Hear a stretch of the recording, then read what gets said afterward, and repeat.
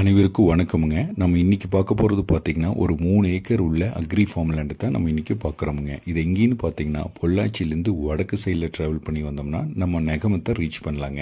நெகமத்துலேருந்து ஒரு 10 minutes travel பண்ணி வந்தோம்னா இந்த ஃபார்ம் லேண்டை ரீச் பண்ணலாங்க. அதாவது ஒரு ஃபார்ம் ஹவுஸ்க்கு சூட்டபுளான ஏரியாவில் அமைஞ்சிருக்குங்க இந்த ப்ராப்பர்ட்டி. அதாவது 220 தென்னை மரத்தோட எல்லாமே நாட்டு தென்னை மரங்கள்ங்க. வயசுன்னு பார்த்தீங்கன்னா ஒரு 10லேருந்து 12 வயசுக்குள்ளே தான் இருக்குங்க. அது இல்லாமல் இன்டர் கிராப்பாக பாக்கும் வச்சுருக்கிறாருங்க. இன்வெஸ்ட்மெண்ட் சூட்டபிளான ஏரியாங்க.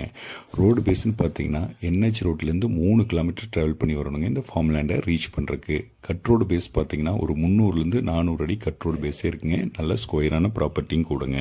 வாட்டர் சோர்ஸ்ன்னு பார்த்தீங்கன்னா 5 HP ஃப்ரீ சர்வீஸ் இருக்குங்க வித் போர்வெல்லோட. PAP பாசனமும் இருக்குங்க. இன்கம் சோர்ஸ்ன்னு பார்த்தீங்கன்னா தேங்காய் வருமானம் இருக்குங்க. கோழி பண்ண வேணாலும் வச்சுக்கலாங்க.